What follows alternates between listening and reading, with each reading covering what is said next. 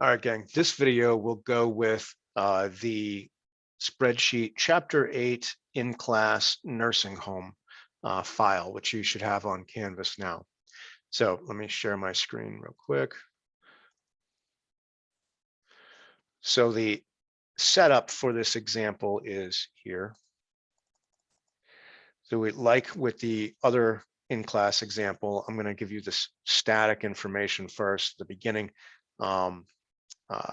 expected information, and you are going to be expected to sort this data into an operational budget. The operational budget, the first section of the operational budget is the statistics budget. The second section is the revenue budget. The third section is the cost budget. So you have enough information here to fully build out the static operating budget.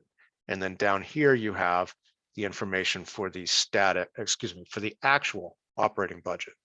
So I'm going to go ahead and start building this with the assumption that you have this information in front of you. Okay, let me switch my video. So now we're going to do the statistics budget portion. Right? And we have this for the statistics, we're going to have the static component, the flex component, and the actual component. And remember, static is price expected times volume expected. Flex is price expected times volume actual, and actual is price actual times volume actual. So we're going to hold those in our head. Now that doesn't apply to the statistics portion. So instead of a clinic this time, we're talking about a nursing home. So they have 120 beds. And then if you scroll down, you can see, well, hey, you know what? It doesn't change. No kidding. They've got 120 beds. However, the occupancy rate is expected to be 80%. And then it is actually 85%. So what does that mean? That means that on average, through the course of the year, 80% of the beds in the nursing home were filled. Well, this is going to be an important number for this example because nursing home revenues and costs are driven by patients at heads in beds, right? Patients in beds. So what do we need to know then? We need to know number of bed days, which is the total number of patient days. So to get bed days, we're going to take the occupancy rate 120.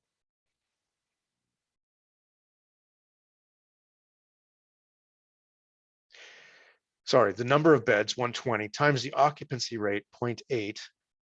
That gives us, on average, there are 96 patients in a bed in the hospital throughout the course of the year.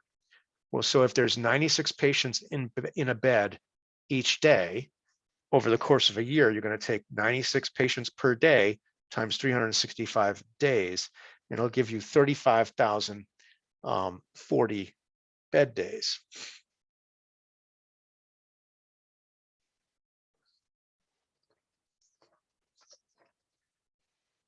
And then over here, we still have 120 beds because it's physically, these are the number of physical beds in the building, and that doesn't change from day to day. You'd have to do some construction.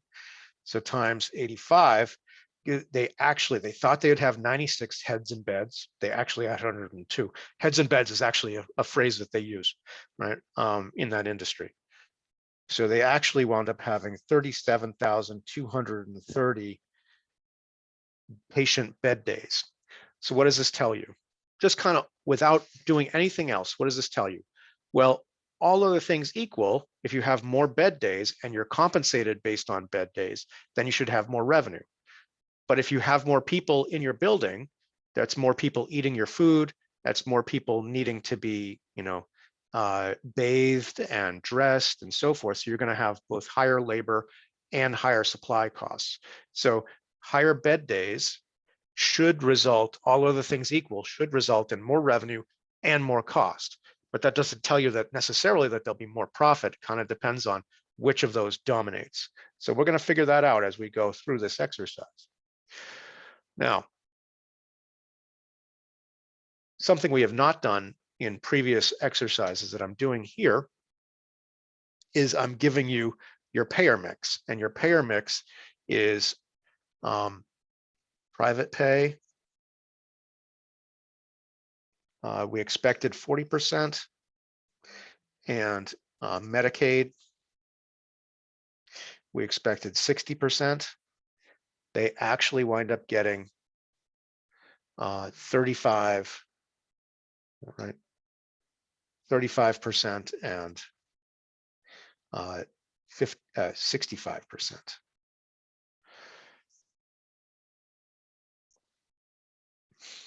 Right, and that's going to drive. That's going to be a major driver for our revenue. And then we have a note here. The next section says, and we'll hold that until we get down to the revenue section. But the private pay rate is expected to be 85. The Medicaid rate is expected to be 38. Turns out the private pay rate is 88 and the Medicaid rate is 35. Those are probably not realistic numbers. I'm just kind of making them up to fill in. But then we have some other information about labor and supply costs, which I will hold off on until we get further into this. Okay, so that's our statistics budget. So let's get into revenues now. All right, we're going to have two categories of revenue. We're going to have private pay revenue and Medicaid revenue. So, so private pay rate, I'm just going to PP rate was expected to be 85. It's actually 88. Right? And then our private pay revenue is going to be driven based on the number of bed days we have. So I didn't do this in the spreadsheet, but I'll do it here. So PP bed days, this might make it actually a little clearer. Private pay bed days were expected to be 40% of 3540. So we thought we'd have 14,016 private pay bed days. We actually had 0.35 times 37,230, 13,030.5. Okay, so then private pay revenue would be 85 times 14,016, 1,191,360. And 88 times 13,030.5, 1,146,684. So that's our private pay revenue.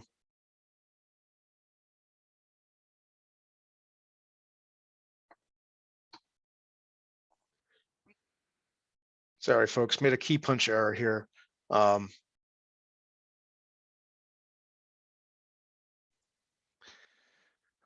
Correction, I didn't make a key punch error here. I made a key punch error on the answer key. So I'm going to have to correct that, and I'll send you a fresh file for that. So these are the correct numbers. So now we've got private pay, total private pay revenue. Now we can do the Medicaid pay. So the Medicaid rate was going to be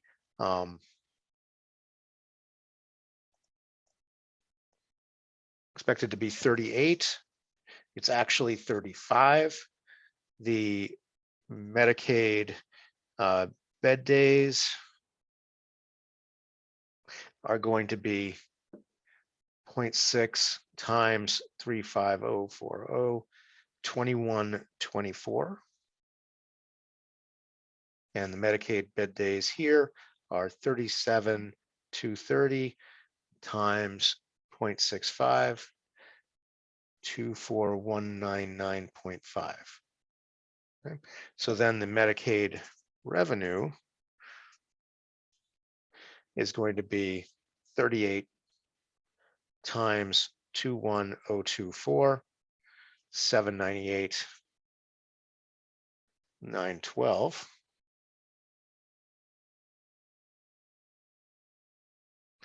And the Medicaid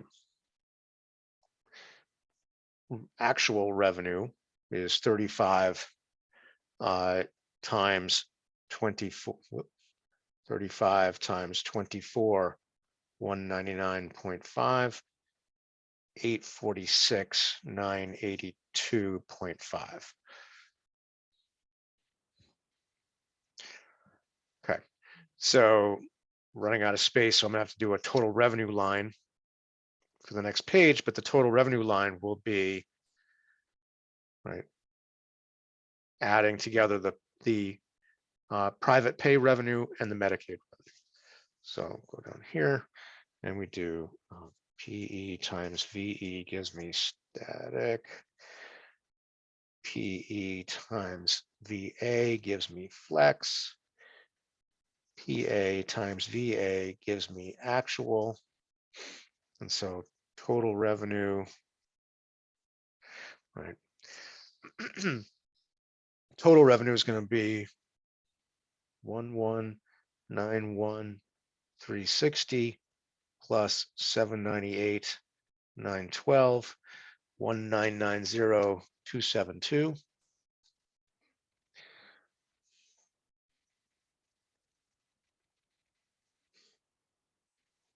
The actual is going to be 1146684 plus 846 982.5 gives us 1993667. 1993. We'll just go ahead and round it to 667. 50 cents is not going to make a difference on this overall effort. Okay, so that's our total revenues. Now we're going to do something a little bit different. So that's roughly the same, right? Except that the difference here was we broke out our payer mix, right? Which is something that you're really going to do in a real hospital or clinic. And we've talked about payer mix a bunch, but we've never really done anything with it. So now we're going to move into costs. Cost budget. So costs. So you are given some labor costs and some supply costs. Those are going to be our two variable costs. And you've actually got some data about these costs. So we'll calculate each of them separately because we actually have that data, right? In some cases, all you have is, here's the average cost per visit, variable cost per visit. Well, in this case, we're getting more granular. So we know that the labor rate is $20 per visit, and that's actually what it wound up costing, was $20 per, not per visit, but per hour. Labor hours are driven by 2 hours of labor per patient day. So it connects back. It is driven by volume. So patient bed days, 35,040 is the number of bed days times 2 hours per bed day times $20 per hour. Sorry, I shouldn't went too far. 35,040 bed days times 2 hours per bed day is 70,080 hours. And then over here, it's going to be 37,230 bed days times 2 hours per bed day, 74,460. And then we can get total labor cost is the 70,000. I had jumped ahead, 70,080 times 20, 1,401,600. 20 times 74,460, 1,489,200. So this cost is pretty much driven because there's been no price change and no utilization rate change. It's going to be purely driven by bed days. However, we now have supply cost of the supply rate per unit. We expected it to be $1.10 per unit of supply. It's actually 1.05. This is unit of supply is a nominal thing. It's kind of blending together all of the possible supplies that the organization uses. So we have a supply rate of 1.05, and then the actual utilization, so supply units,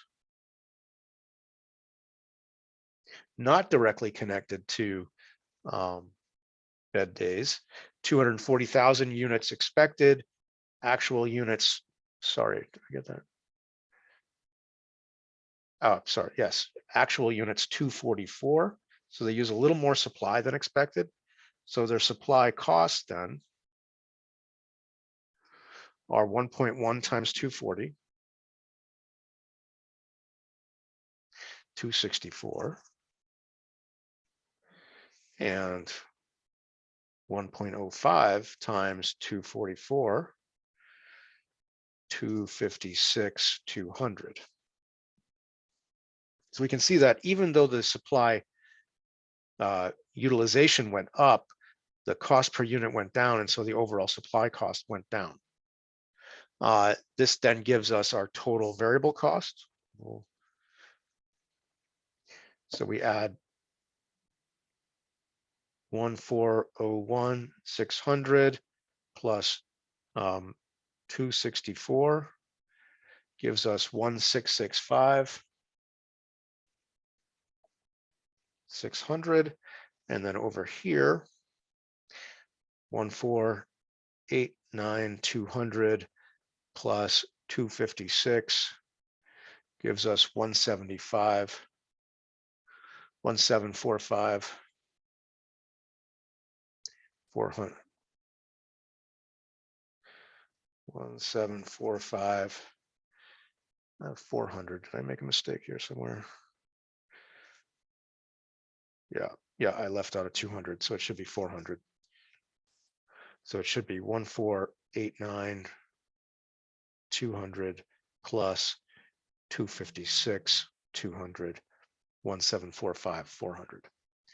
All right, so that's our total variable costs, and then we have our fixed costs. Our fixed costs were expected to be 250. They're actually 245. And then we can add that up for total costs.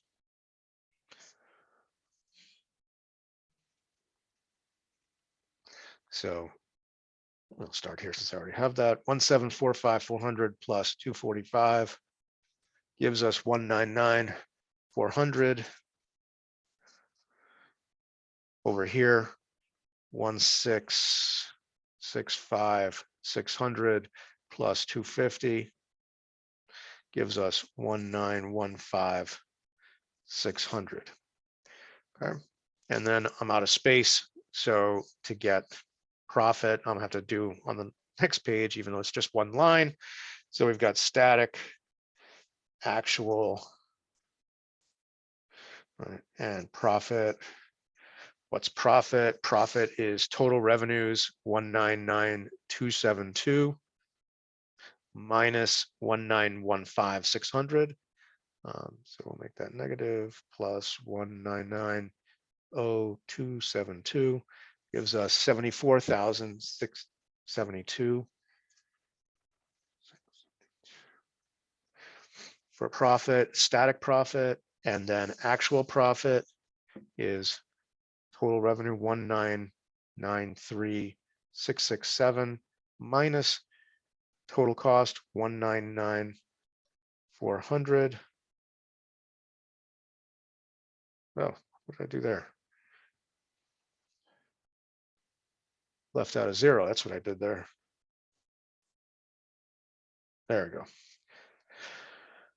So 199,3667 minus 1,990, 400 is 3267. Okay. Whew. All right, so we got it all in here now. So we can start. We're going to need to do a flex column here in a second, but we can start by doing the profit variance because we don't need the flex column. So profit variance, right? Remember, profit variance, if you watched the previous video, right, and we talked about this in class, what do we want from profit variance? Well, we would prefer that the actual be bigger than the static, right? So in this case, and so theoretically, actual profit minus static profit, or actual profit minus the expected profit, we would like to have the actual profit be bigger than the expected profit, because that's a nice surprise, right? If I come and say, hey, you made 100,000 when you thought you'd make 50,000, you'd be like, yay, I'm happy. If you say, hey, you thought you'd make 100,000, but you actually made 50,000, you'd be like, boo, I'm sad, right? Well, in this case, the profit actual minus profit static, right? The profit they actually made was 3267. The profit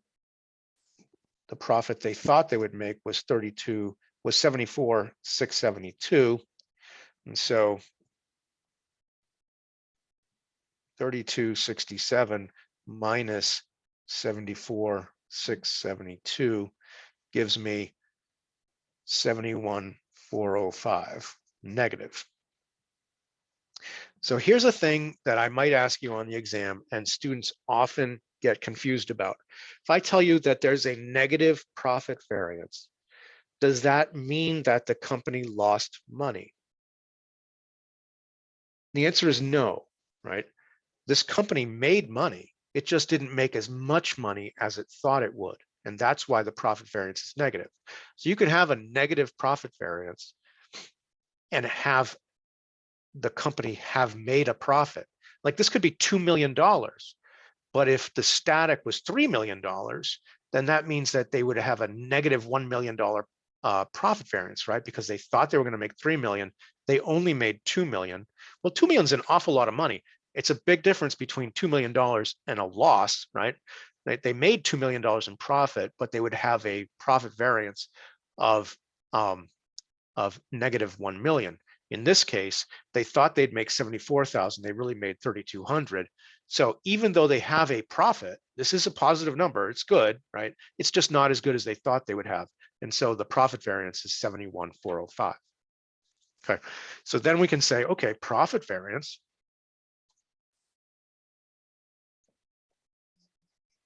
decomposes into revenue variance and cost variance.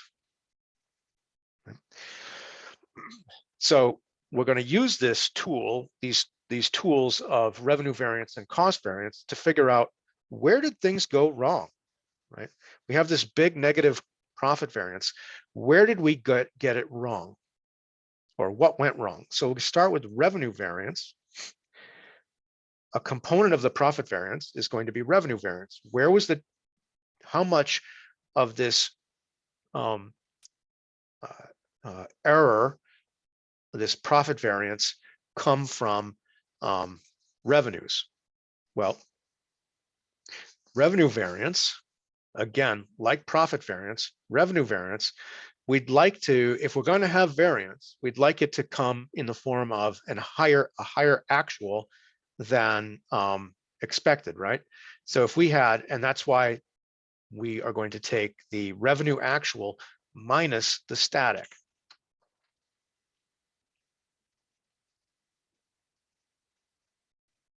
So if the actual is bigger than the expected, then we get a positive variance, right? Because if we thought we'd make 1.99 million, but we actually make 1.993 million, well, that's a nice little surprise, right? We're making a little bit extra. So how much extra? Not a whole lot, but the revenue actual was 1,993,667. The expected was 1,990,272. So we say, okay, 1,993,667 minus 1,990,272 gives us 3,395, and it's positive. So it's not a big variance relative to the underlying values, right? Almost $2 million, we're off by 3,000, but it is positive, so yay, that's good, right? What that tells us is, okay, that means that we have an even bigger cost variance to get back to negative 71,000. So it means our cost variance is going to be close to minus 75,000, because we're going to add together the revenue variance and the cost variance. They have to add up to the profit variance. So how about that cost variance? Well, the cost variance,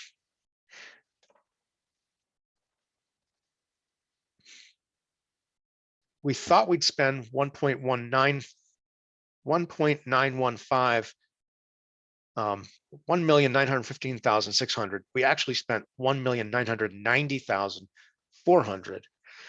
So we said before, we'd like to see where our revenue is bigger than our expected, right? Our actual is bigger than our expected. In the case of cost, if our actual is bigger than our expected, that means that we spent more than we thought we would do. That makes it that we thought we would, right? So that makes us sad. We want to spend less than we thought we would. That makes us happy. In this case, we spent more than we thought we would. It's going to make us sad, right?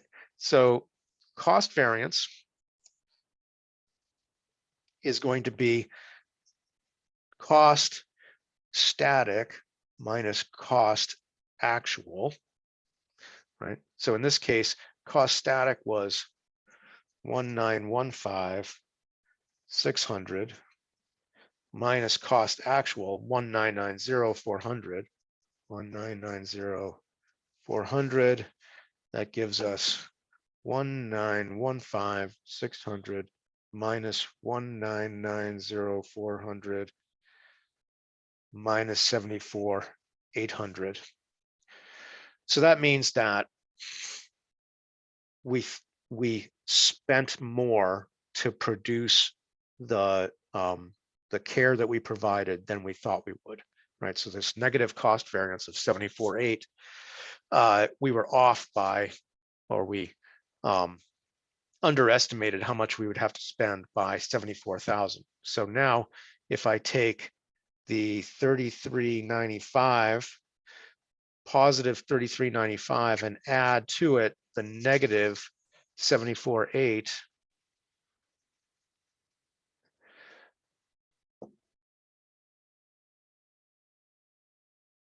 so plus 74,800 negative, I get 71,405, which is my profit variance.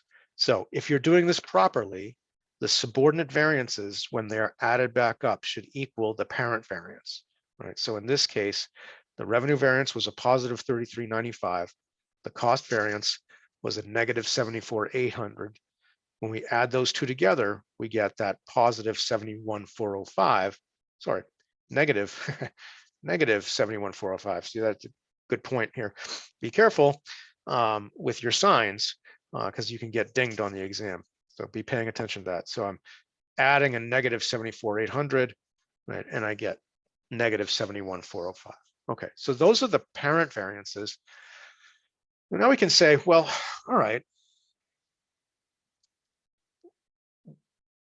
where were the underlying variances for revenue? What were the underlying variances and causes for cost variance? And that's where we need to get a little more granular with our work. And so that's where the flex comes in. So we're going to calculate first our flex for revenue, and then we'll calculate our flex for our costs.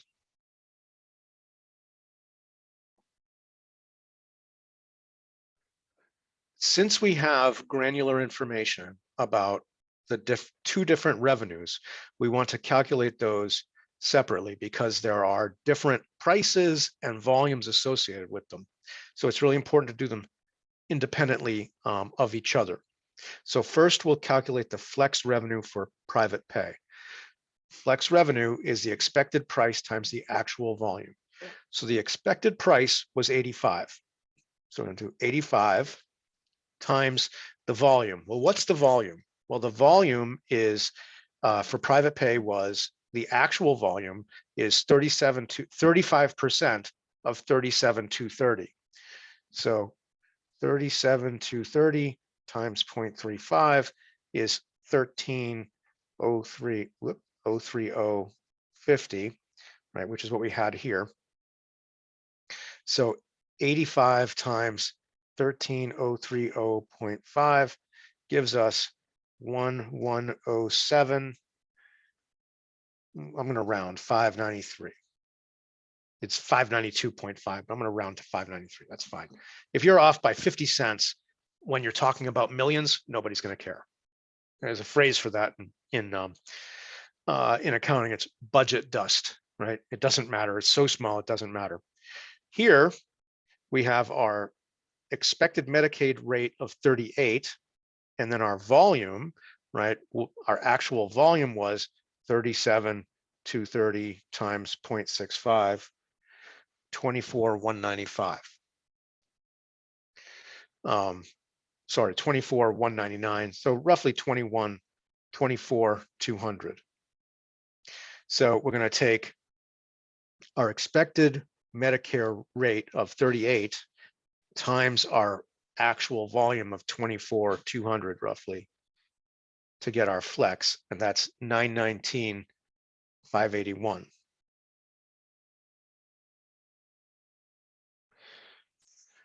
So we add those two numbers together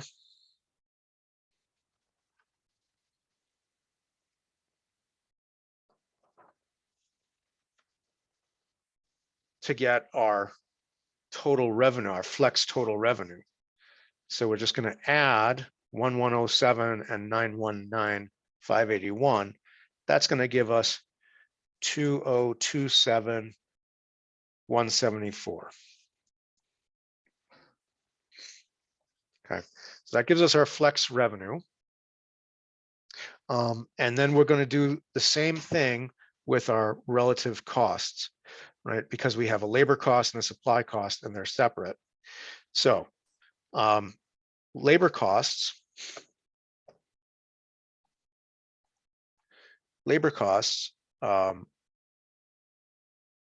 were based on the labor rate, right, times the number of labor, the expected labor rate times the actual labor hours.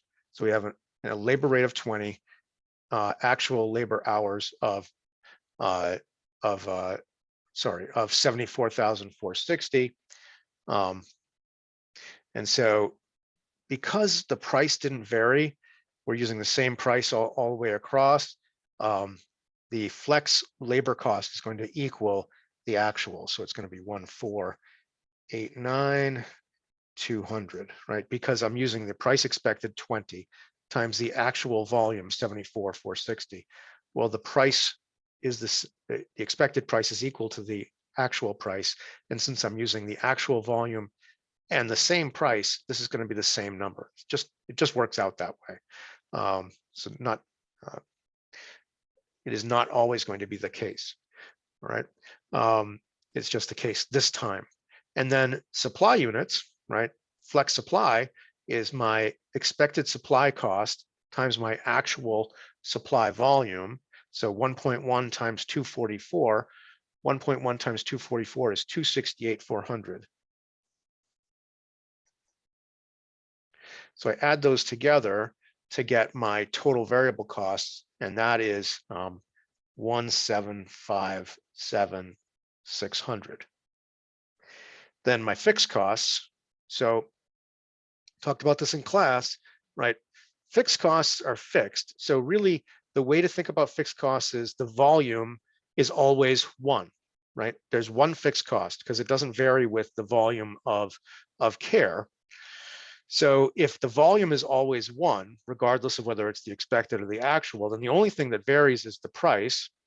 And since the flex price, since flex is the expected price times the actual volume, and the actual volume is always 1, then the only thing that you have to look at is the price. So the price is going to be 250, the expected price, times 1, right? And so it's going to, the fixed cost, I mean, you don't have to memorize this, just remember this is true, that the fixed cost volume is always 1. And so if you can remember these 3 equations, you'll always get the fixed cost correct. So we add 250 to the 175, and we get a total flex cost of 2,007,600. And that's all we need to calculate the subordinate variances. Since I've got fixed cost here, excuse me, since I've got cost here, let's talk about cost variances. So cost variance can be decomposed into the managerial variance and the cost volume variance. Now remember, there's a revenue volume variance and a cost volume variance. So we're using the same phrase, but you have to remember which one it is. So let's start with the volume variance. So cost volume variance. So with cost volume variance, what we're looking for is how much impact did the change in volume have on cost. So we're going to vary volume and hold cost constant. Which columns allow us to vary volume and hold cost constant? Well, so there are 2 volumes. There's the expected volume and the actual volume. So with the static, we're using the same price, which is the expected price, and we're varying our volume. Over here, we are using the same volume, the actual volume, but we're varying the price. So we want to use the static and the flex. So which way are we going to go? So we're going to subtract the flex from the static, right? We're going to go right to left because we really want it to be decreasing as we go across. So in this case, volume variance is going to be cost static minus cost flex. The cost static is 1,915,600. The cost static is 2,007,600. That gives us a volume variance of negative 92,000. Right. So what does that tell us? Well, that tells us that we saw an increase in volume, right? That drove an increase in cost. We were not expecting this increase in volume. And so we had to spend more. So this really captures how much more did we spend as a result of a change in volume. So because we did more volume, right, we wound up having 37,000 bed days instead of 35,000 bed days. We saw an increase in volume. So a negative volume variance tells you you spent more because your volume went up. A positive volume variance would be the result of your volume going down, right? So a negative volume variance is not necessarily a bad thing.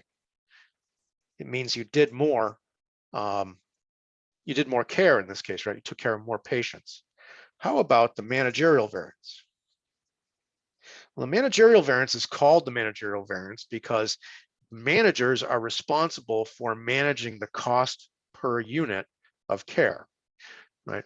You may not have a whole lot of control over volume, but you definitely have control over your cost per unit. That's your job as a manager, is to try to control cost per unit. So how do we compare the cost or price per unit? Well, we're going to use the column that holds the volume constant and allows the price per unit to vary. So in this case, that's the flex and the actual. And because this is a cost, we're going to go left to right. right? So we're going to compare the flex minus the cost actual. So the cost flex was 2,007,600, and the cost actual was 1,990,400. Well, I'm out of control with those zeros. Or a positive, sorry, am I wrong? Yeah, a positive managerial variance, 17,200, positive. So what does this tell us? Well, if we're holding volume constant and and price is varying, then we were able to provide the amount of care, a constant amount of care at a lower per unit cost. So managerial variance, a positive managerial variance, tells us that our managers did a good job controlling the cost per unit. So now we can add these two together.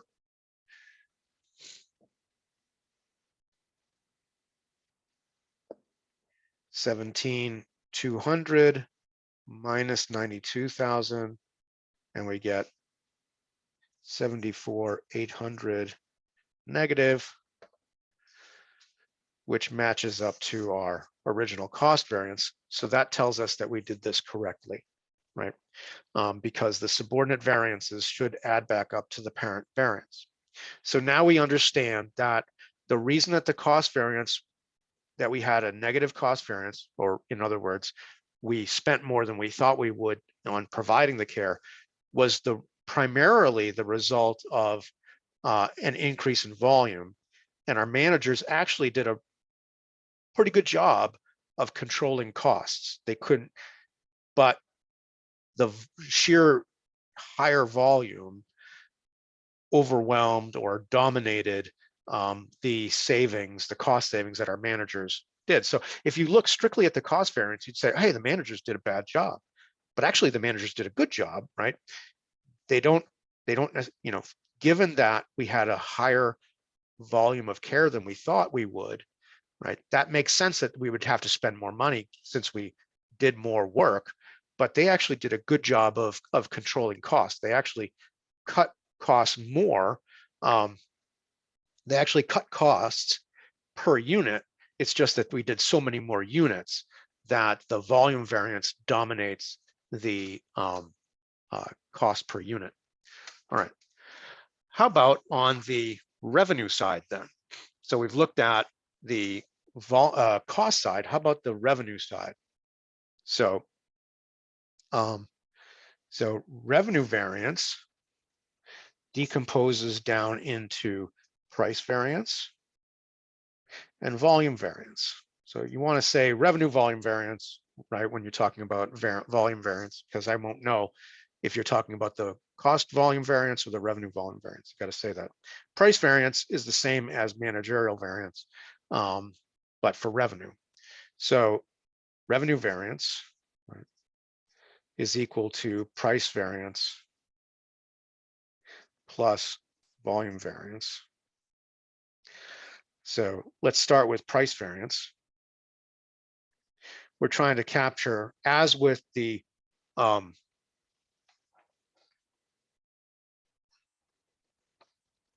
managerial variance, we're trying to capture, did we, in this case, how much of our revenue variance, and we know our revenue variance is 3395 positive. So where did that 3395 come from? Did it come from an increase in prices or an increase in volume or some combination of the two? So we're going to isolate the price variance by comparing the total revenue that allows the price to vary. Well, these two, static and flex, use the same prices but different volumes. Flex and actual use different prices, same volume. So we're going to use these two. Now we're back in the revenue world, right? So we want our actual to be bigger than our flex and bigger than our static. And, we really want our actual to be bigger than our static. That's the most important thing. So for price variance, we're going to take the revenue actual minus the revenue flex, and we're going right to left because we want this number to be bigger than this number. So the revenue actual is 1,993,667. The flex is 2,027,174, right? And so that gives us a negative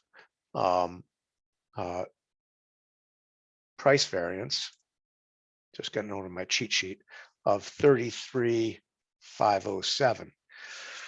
So what does this tell us? Well, this tells us that even though we had an overall positive 33.95 in revenue variance, the price that we got for our care went down and pulled our overall revenue down. So it must be that our volume variance offsets our price variance to the tune of about $30,000. So let's see. So volume variance is going to be, we want to isolate, in this case, we want to isolate the effects of volume. So we want to find the two columns that compare volume and hold price constants. So that's static and flex. And because this is revenue, we want to go right to left. So we're going to do revenue flex minus revenue static. So revenue flex 2,027,174 minus 1,990,272 gives us 36,901 positive, right? So 36,901, add those two together.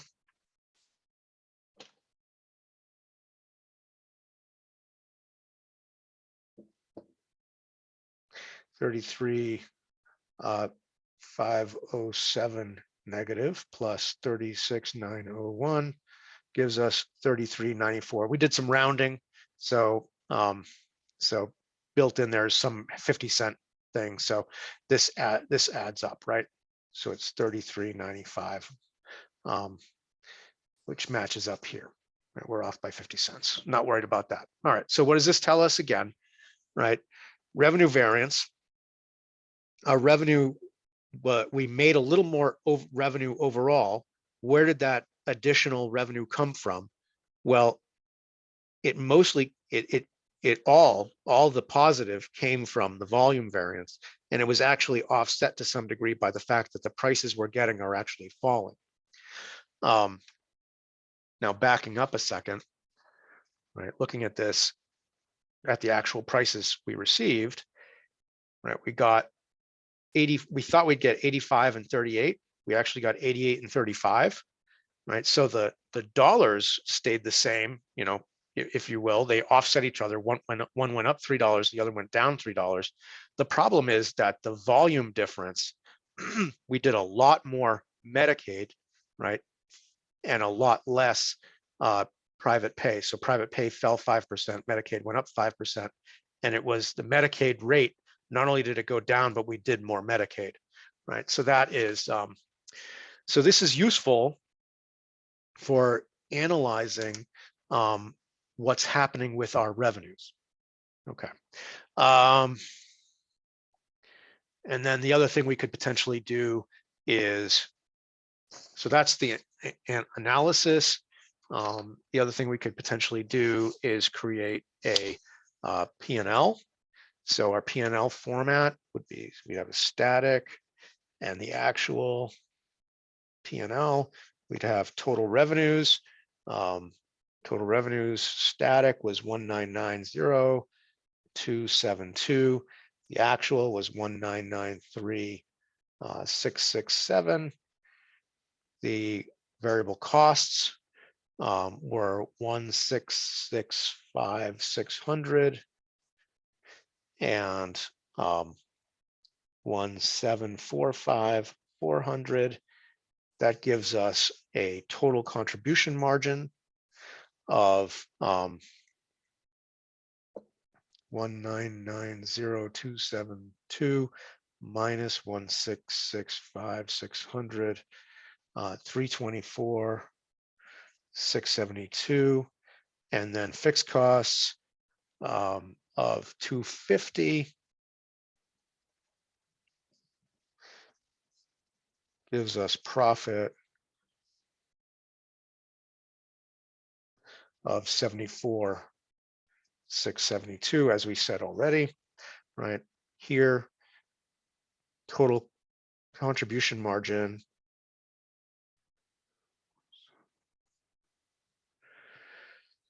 of 248,267 minus the actual fixed cost of 245 gives us 3267. So that would be your P&L. All right, so that's that for that one. So hopefully this will be useful for you working through that problem. I encourage you to go ahead and work through this on your own. Again, once you've watched this, go ahead and work through it again. This problem, the nursing home problem, and the other problem that I did this morning are both good reviews for the Chapter 8 section of the exam.